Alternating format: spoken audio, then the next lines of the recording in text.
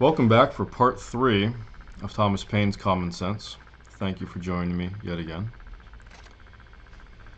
And with no further ado, let us begin. Of the presentability of America, with some miscellaneous reflections. I have never met a man, either in England or America, who hath not confessed his opinion that a separation between the countries would take place one time or other. And there is no instance in which we have shown less judgment than in endeavoring to describe what we call the ripeness or fitness of the continent for independence.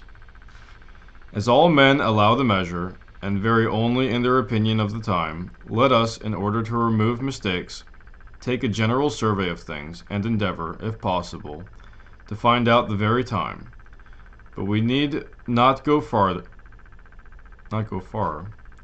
The inquiry ceases at once, for the time hath found us.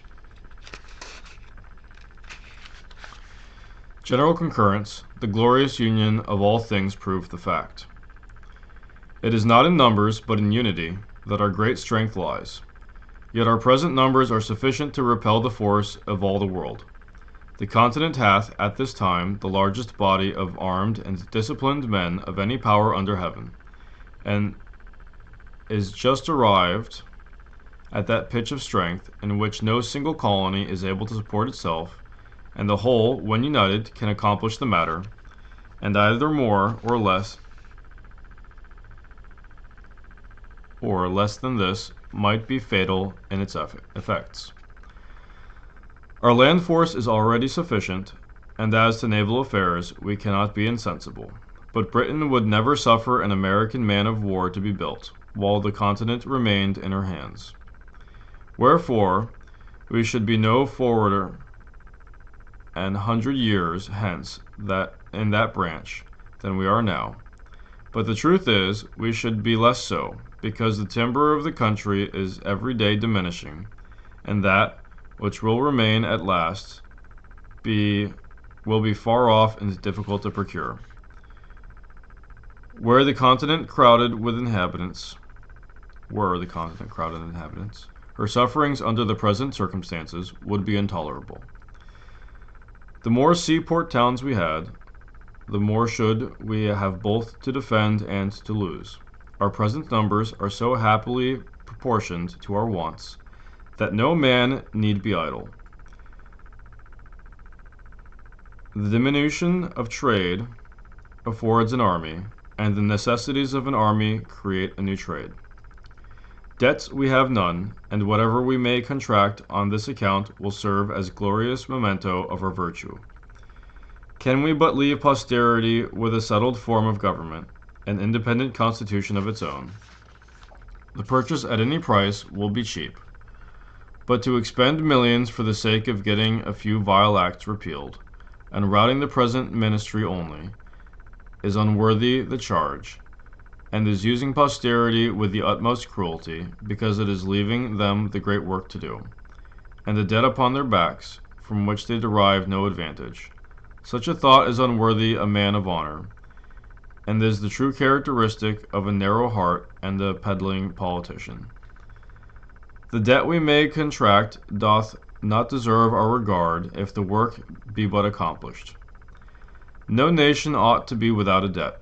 A national debt is a national bond, and when it bears no interest, is in no case a grievance. Britain is oppressed with a debt of upwards of 140 millions sterling, for which she pays upwards of 4 millions interest. That's nothing. And as a compensation for her debt, she has a large navy. America is without a debt and without a navy. Yet for the 20th part of the English national debt could have a navy as large again. The navy of England is not worth, at this time, more than 3 millions and a half sterling. The first and second editions of this pamphlet were published without the following calculations, which are now given as a proof that the above estimation of the navy is just. See Entick's Naval History Intro, page 36. The charge of building a ship of each rate and furnishing with her masts, yards, sails, and rigging, together with a proportion of 8 months' boatswains and carpenters' sea stores, as calculated by Mr. Burchett, Secretary of the Navy. And then there are a series of tables, which I will not read. And from hence it is easy to sum up the value, or cost rather, of the whole British Navy, which in the year 1757, when it was at its greatest glory, consisted of the following ships and guns. And we have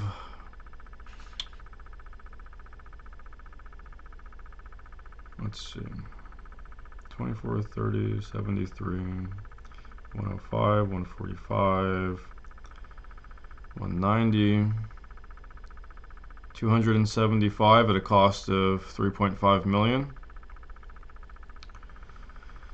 No country on the globe is so happily situated, or so internally capable of raising a fleet as America. Tar, timber, iron, and cordage are her natural produce.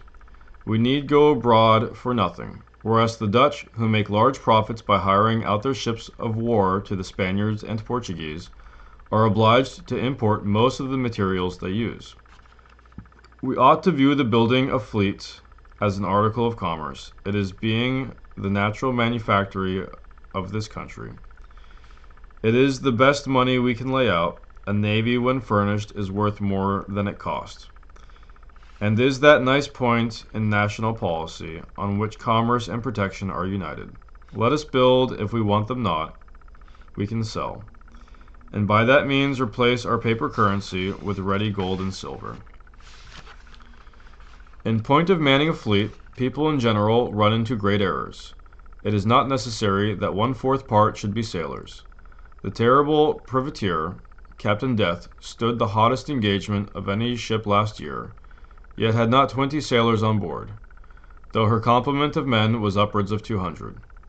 A few able and social sailors will soon instruct a sufficient number of active landmen in the common work of a ship. Wherefore, we can never be more capable to begin on maritime matters than now, while our timber is standing, our fisheries blocked up, and our sailors and shipwrights out of employ. Men of war of 70 and 80 guns were built 40 years ago in New England. Why not the same now? Shipbuilding is America's greatest pride, and in which she will in time excel the whole world. The great empires of the East are mostly inland, and consequently excluded from the possibility of rivaling her. Africa is in a state of barbarism, and no power in Europe hath either such an extent of coast or such an internal supply of materials. Where nature hath given the one, she has withheld the other. To America only hath she been liberal of both. The vast empire of Russia is almost shut out from the sea, wherefore her boundless forests, her tar, iron, and cordage are only articles of commerce. In point of safety, ought we to be without a fleet? We are not the little people now, which we were 60 years ago. At that time we might have trusted our property in the streets, our fields rather, and slept securely without locks or bolts or to our doors or windows. The case now is altered, and our methods of defense ought to improve with our increase of property. A common pirate, 12 months ago, might have come up the Delaware, and laid the city of Philadelphia under instant contribution, for what sum he pleased, and the same might have happened in other places. Nay, any daring fellow in a brig of 14 or 16 guns might have robbed the whole continent, and carried off 500,000 of money. These are circumstances which demand our attention, and point out the necessity of naval protection. Some, perhaps, will say that after we have made it up with Britain, she will protect us. Can we be so unwise as to mean that she will keep a navy in our harbors for that purpose? Common sense will tell us that the power which hath endeavored to subdue us is of all others the most improper to defend us.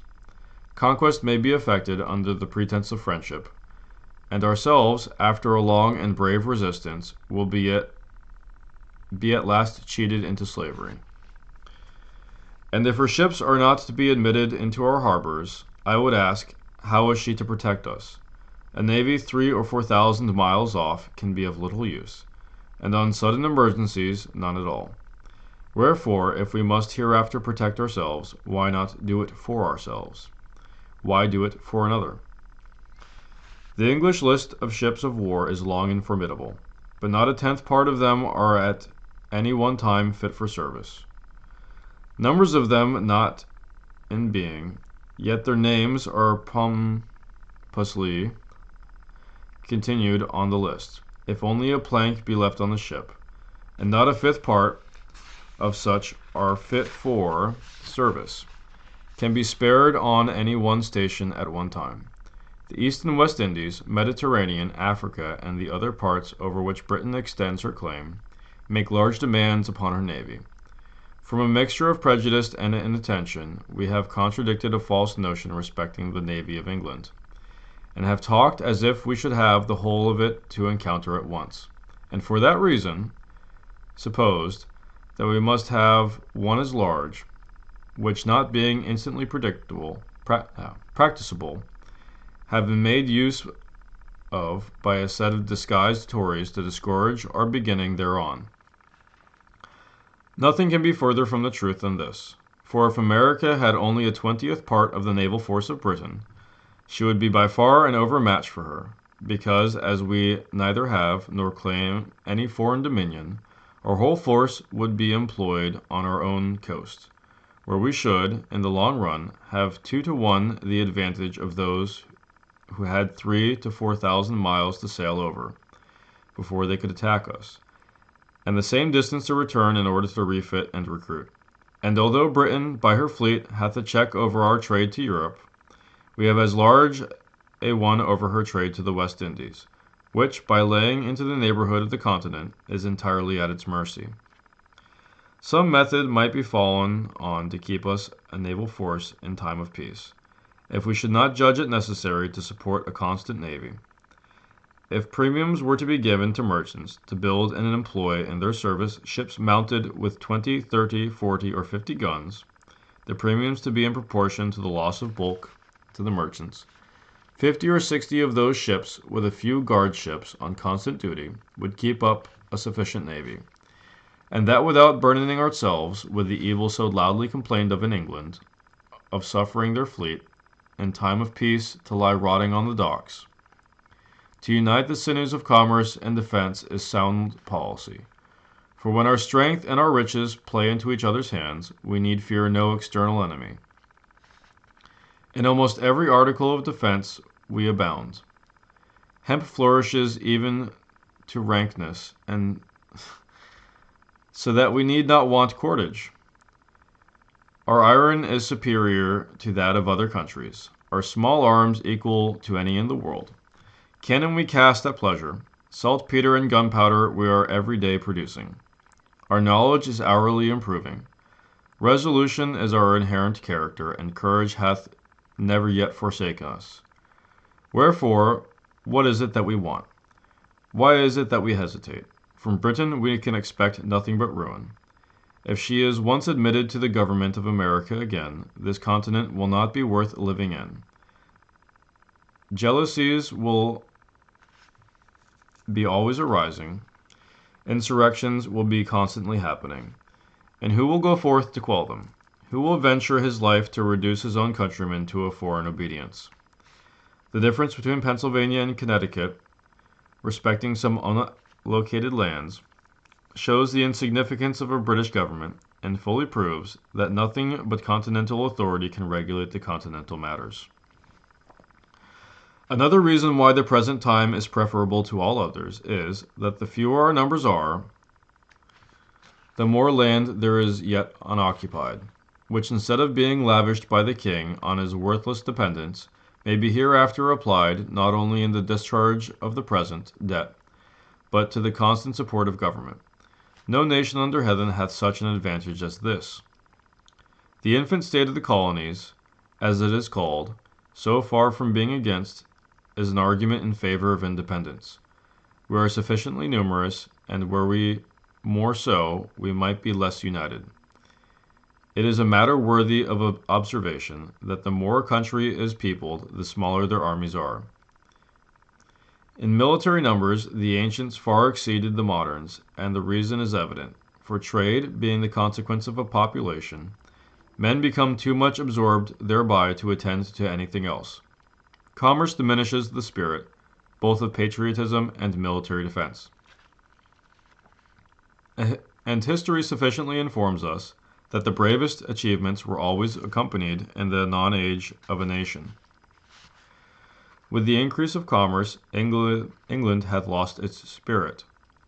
The city of London, notwithstanding its numbers, submits to continued insults with the patience of a coward. The more men have to lose, the less willing they are to venture. The rich are in general slaves to fear, and submit to courtly power with the trembling duplicity of a spaniel.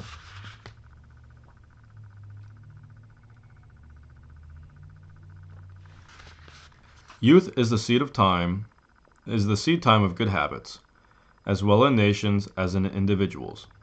It might be difficult, if not impossible, to form the continent into one government half a century hence. The vast variety of interests, occasioned by an increase of trade and population, would create confusion. Colony would be against colony. Each might be able to scorn each other's assistance, while the proud and foolish gloried in their little distractions. The wise would lament that the union had not been formed before. Wherefore, the present time is the true time for establishing it. The intimacy with which is contracted in infancy, and the friendship which is formed in misfortune are, of all others, the most lasting and unalterable. Our present union is marked with both of these characters. We are young and we have been distressed, but our concord hath withstood our troubles, and fixed a memorable area for posterity to glory in. The present time, likewise, is that peculiar time, which never happens to a nation but once, viz., the time of forming itself into a government. Most nations have let slip the opportunity, and by that means have been compelled to receive laws from their conquerors, instead of making laws for themselves. First they had a king, and then a form of government, whereas the articles of charter of government should be formed first, and men delegated to execute them afterward. But from the errors of other nations let us learn wisdom, and lay hold of the present opportunity to begin government at the right end. When William the Conqueror subdued England, he gave them law at the point of the sword, and until we consent that the seat of government in America be legally and authoritatively occupied, we shall be in danger of having it filled by some fortunate ruffian, who may treat us in the same manner, and then where will be our freedom? Where our property?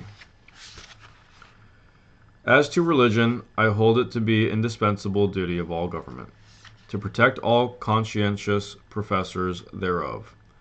And I know of no other business which government hath to do therewith.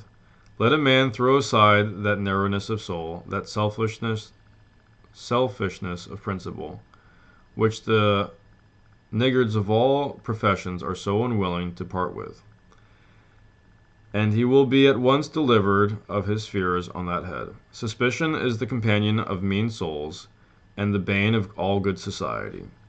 For myself, I fully and conscientiously believe that it is the will of the Almighty that there should be diversity of religious opinions among us. It affords a larger field for our Christian kindness.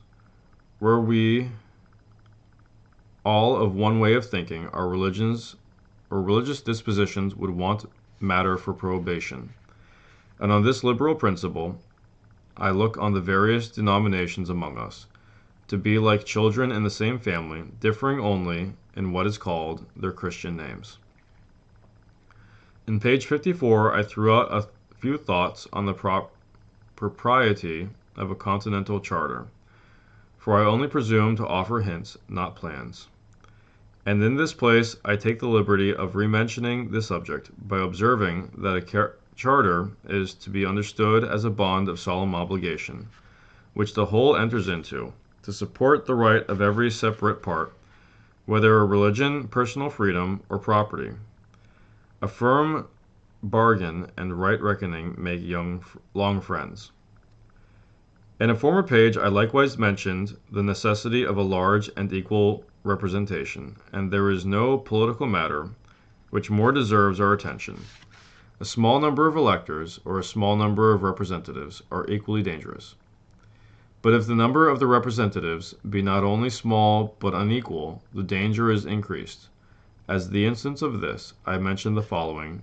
When the Associators' petition was before the House of Assembly of Pennsylvania, 28 members only were present. All the Bucks County members, being 8, voted against it. And had 7 of the Chester members done the same, this whole province had been governed by 2 counties only.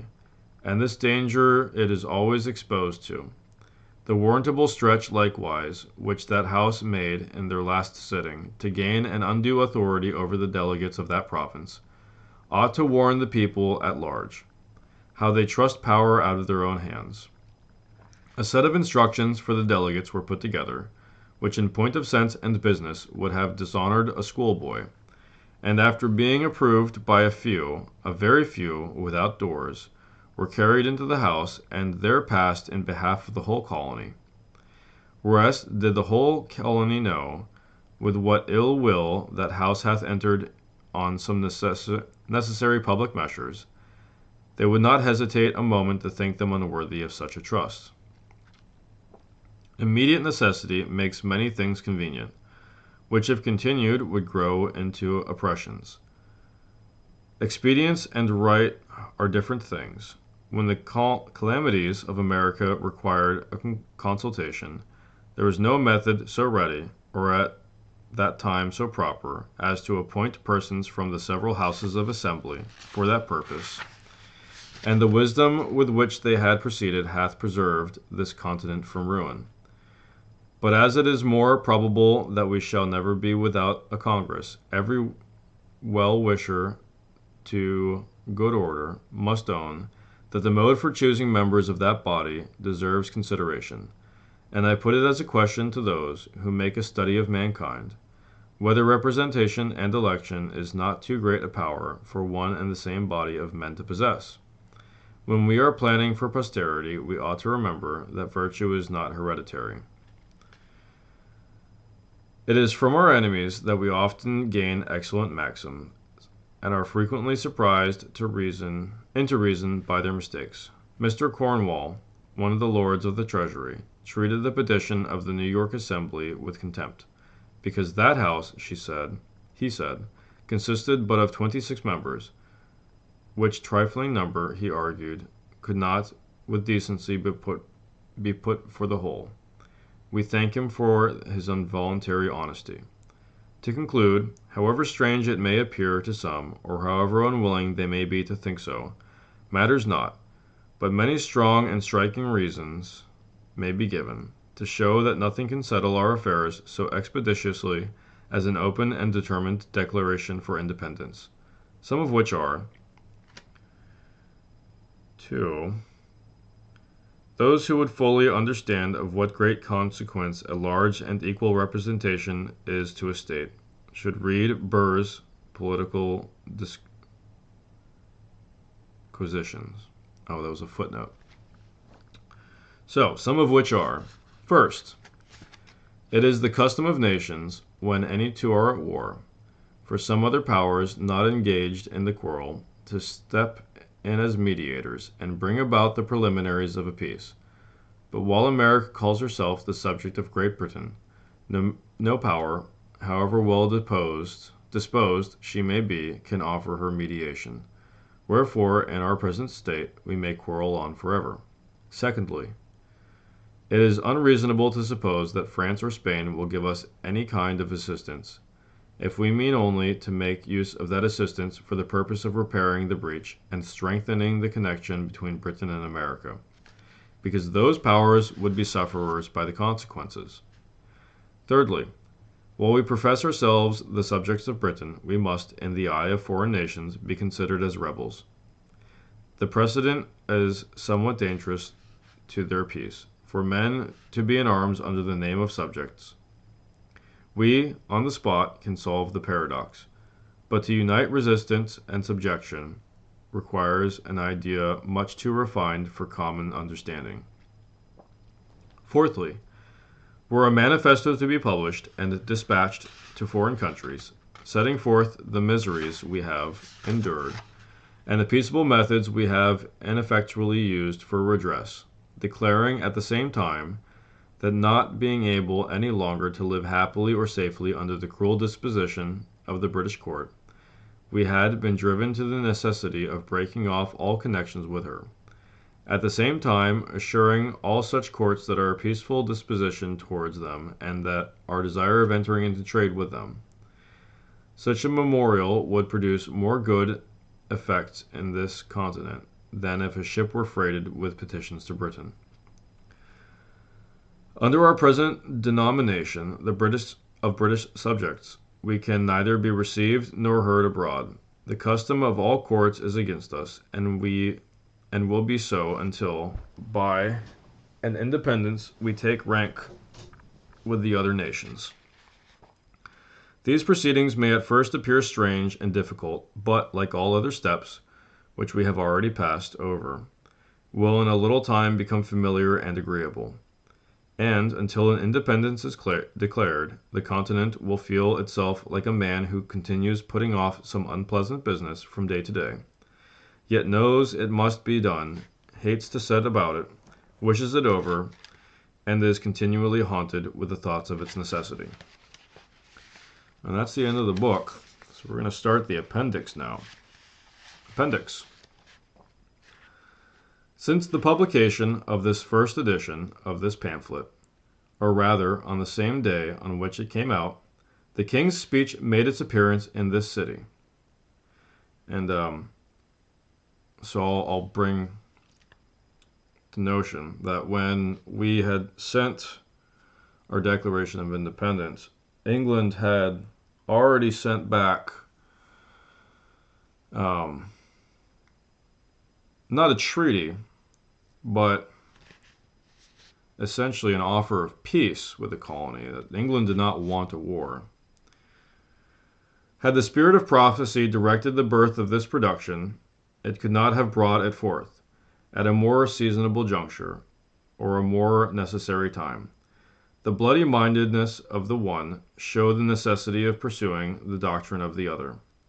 Men read by way of revenge, and the speech, instead of terrifying, prepared a way for the manly principles of independence.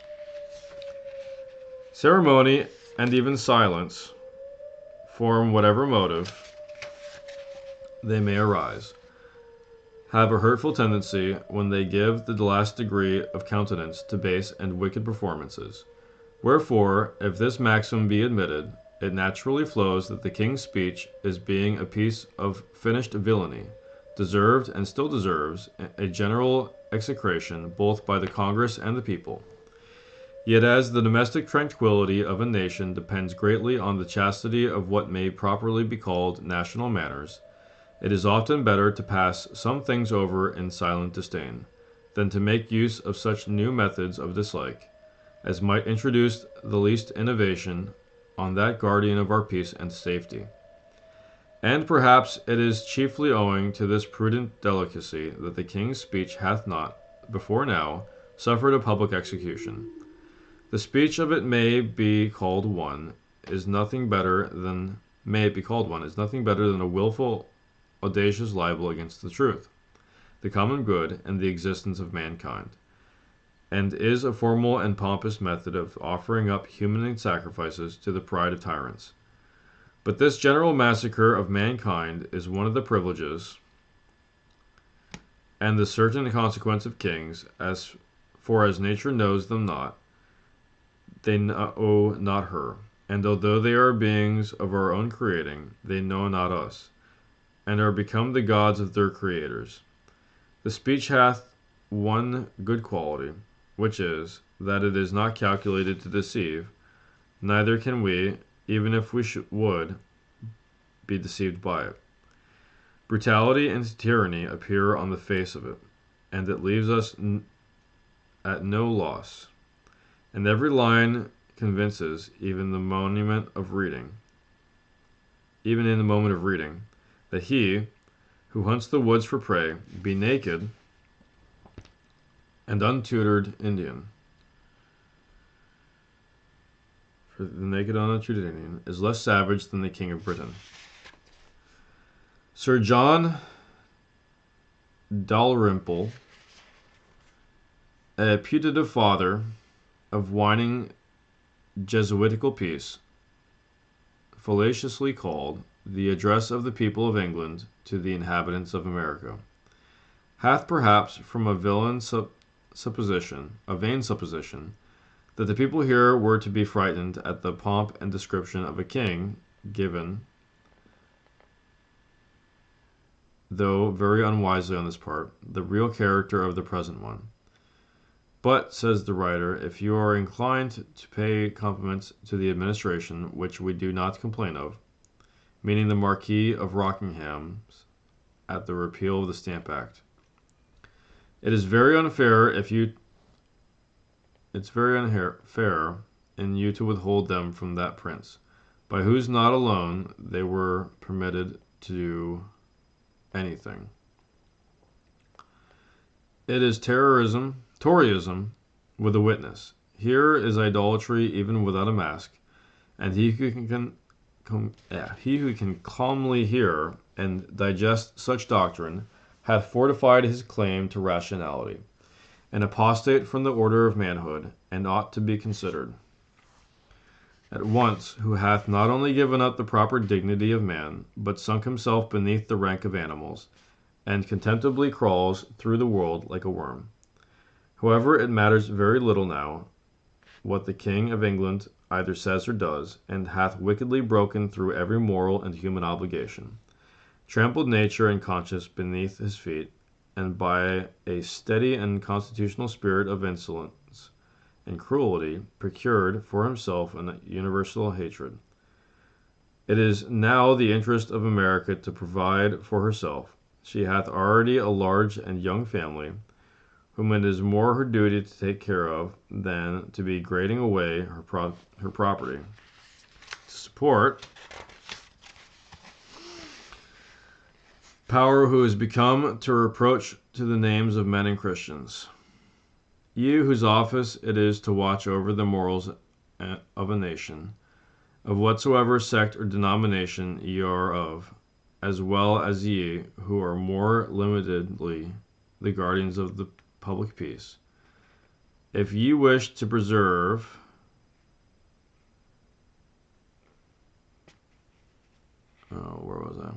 If ye wish to preserve your native country uncontaminated by European corruption, ye must in secret wish a separation, but leaving the moral part to private reflection. I shall chiefly confine my farther remarks on the following heads. First, that it is the interest of America to be separated from Britain. Secondly, which is the easiest and most practicable gain, reconciliation or independence, with some occasional remarks. In support of the first, I could, if judged it proper, produce the opinion of some of the ablest and most experienced men on this continent, and whose sentiments on that head are not yet publicly known. It is in reality a self-evident position. For no nation in the state of foreign dependence, limited in its commerce, and cramped and fettered away in its legislative powers, can ever arrive at any meaningful eminence. America doth not yet know what opulence is, and although the progress which she hath made stands unparalleled in the history of other nations, it is but childhood compared to what she could be capable of arriving at, had she, as she ought to have, the legislative powers in her own hands. England at this time, proudly coveting what would do her no good were she to accomplish it. Oh my gosh.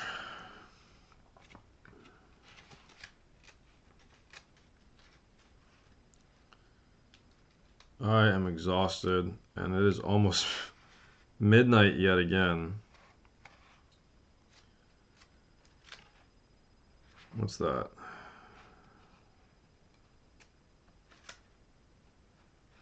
Another 15 pages for tomorrow. All right.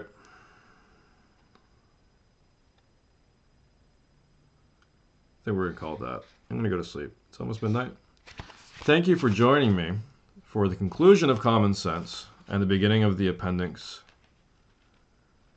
And I think if we have any extra time, we'll have a discussion on the impact of common sense to cap off part 4 of this series.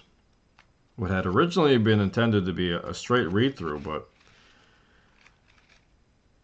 that did not end up resulting. So, thank you for joining me, and good night.